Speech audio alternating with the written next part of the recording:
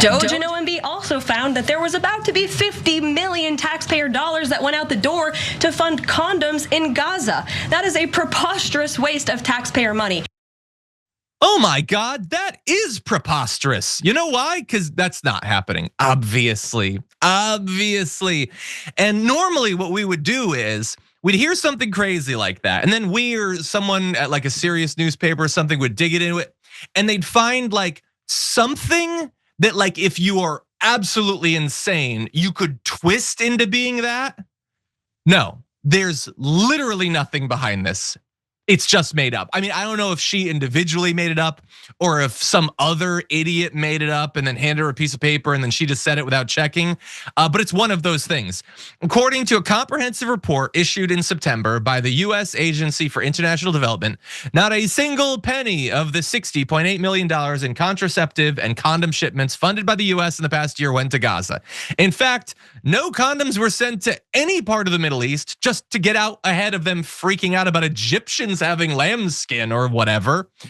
And by the way, for the financial year 2023, this is the most recent for which data is available, only about $7 million worth of condoms were distributed globally. And the vast majority, 89%, were spent on programs in Africa. Now, unfortunately, so the bad news is that's now what they're gonna complain about, that we're giving Africa condoms or whatever. But no, not at all. The good news is that this is an absolute lie. I don't see why it would be an issue if we were providing something super important like that, particularly in a place where they don't have many hospitals. Seems like maybe for some people that might be helpful, but just in case they're freaking out about it, it's not at all true. And to add an extra layer of ridiculousness to it, in 2019, $40 million was spent on contraceptives. And I just want to remind everyone, Donald Trump was president at that point. And I don't remember Jesse Waters doing a lot of segments about it, but what he did do was a segment about what you saw from Karoline Leavitt. And I really would like to say, as a person who hosts a show, I'd love to know what the production process was like for that segment, because she just made it up and they clearly didn't fact check it for even a nanosecond, because if they did, they'd see that there was literally nothing to it. So what exactly is that? Do they just like giggle at each other about the fact that they get paid millions of dollars to openly tell insane lies? I guess that sounds fun if you don't care about having a soul. But anyway, Sharon, it's ridiculous. It's also not true. And I'm sure literally millions of Americans believe it right now.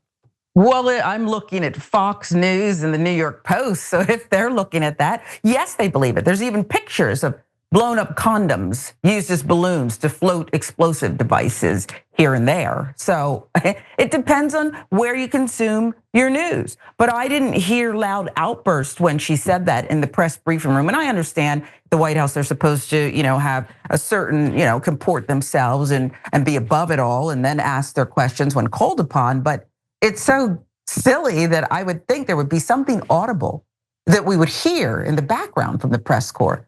None of it. So we'll just go with the condom thing, $50 million worth of them. It's so utterly ridiculous. And again, I just think Karoline Leavitt's really young. She's 27. So that means when Donald Trump was first elected, she was 18, 19, she was in college. If you'd asked her right then, hey, do you imagine that your future lies in being a tool of propaganda for a fascist regime? I imagine she would have said, well, no, clearly that's not what my life will be. But they have no trouble staffing this administration. It really sucks. I had to talk with my mom this morning about it. Having one person like Donald Trump be this willfully dishonest and cruel and all that, you can understand that. The fact that there are so many of them that don't give a damn about anyone and certainly don't give a damn about the truth, that is more distressing.